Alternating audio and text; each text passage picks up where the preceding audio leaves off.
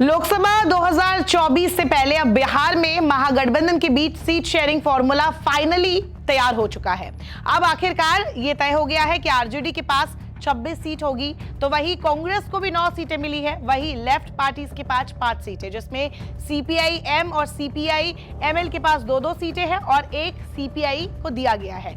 लेकिन सबसे बड़ी बात यहाँ ये है कि पप्पू यादव और कन्हैया कुमार को बड़ा झटका लगा है, जो कि कांग्रेस नेता है, क्योंकि उन दोनों की सीटें, जैसे कि पप्पू यादव की जो इच्छा थी वो थी पूर्णिया से उनको चुनाव लड़ना था। वो कह रहे थे कि अगर चुनाव लड़ेंगे तो पूर्णिया से ही लड़ेंगे, तो ये सीट आरजेडी के कोटे में आ गई है। वही जो कन्हैया कुमार की सीट थी यानी कि बेगूसराय, ये भी जो सीट बंटवारा हुआ है उसके तहत अब ये सीपीआई के पास है। तो इसी में अब ये कहा जा रहा है कि पप्पू यादव और कन्हैया कुमार के लिए बड़ा झटका है। लेकिन दूसरी तरफ अगर देखा जाए तो कांग्रेस के लिए तेजस्वी यादव ने या लालू यादव ने अपना बड़ा मन दिखाया है, क्योंकि जिस तरीके से कहा जा रहा था कि गठबंधन में कांग्रेस को 6 सीटें मिल सकती है या कम सीटें मिलने की उम्मीद थी, तो 9 सीटें कांग्रेस को मिली है। तो कहीं ना कहीं आरजेडी और कांग्रेस ने अपनी कह सकते कि दोस्ती जो है बरकरार रखी है और दिखाया है कि अगर आपको कहीं से आपको झटका दे रहे हैं तो आपको 9 सीटें भी मिली है। जबकि 2019 में जब कांग्रेस को 9 सीटें मिली थी तो वो सिर्फ एक ही सीट पर जीत पाई थी, किशनगंज।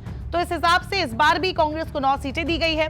अब देखना होगा कि कन्हैया कुमार और पप्पू यादव, जो कि अपनी पूरी पार्टी छोड़कर, पूरी पार्टी का विलय उन्होंने कांग्रेस में किया है बीते दिनों, और वो उन्होंने आज ही एक ट्वीट भी किया था कि पूर्णिया में कांग्रेस का परचम लहराएगा। तो अब देखना होगा कि उनका अगला कदम क्या होने वाला है। क्या वो निर्दलीय चुनाव लड़ेंगे या फिर कांग्रेस में रहेंगे और कॉम्प्रोमाइज करके कोई दूसरी सीट से चुनाव लड़ेंगे, तो ये वक्त बताएगा। लेकिन बहरहाल कह सकते कि जो कांग्रेस और आरजेडी के बीच जो बिहार में सीट शेयरिंग फॉर्मूला तय हुआ है, उससे दोनों की दोस्ती बरकरार है। कांग्रेस के लिए भी कोई बड़ा नुकसान नहीं हुआ है। हालांकि कहा जा रहा है कि वो कन्हैया कुमार को भी शायद किसी दूसरी सीट से चुनाव लड़वा देंगे तो वो भी मान जाएंगे, और पूर्णिया के अलावा पप्पू यादव को भी हो सकता है कि मधेपुरा सीट ऑफर कर दी जाए। तो ये आगे देखा जाएगा कि इन दोनों पर पार्टी क्या फैसला लेती है। नमस्कार, मैं हूं मानक गुप्ता। अगर आपको हमारा ये वीडियो पसंद आया हो तो इसे लाइक और शेयर जरूर करें, और हां, हमें सब्सक्राइब और फॉलो करना ना भूलें, ताकि आप देश और दुनिया की कोई खबर मिस ना करें। तो जुड़े रहिए हमारे साथ और देखते रहिए न्यूज़ 24।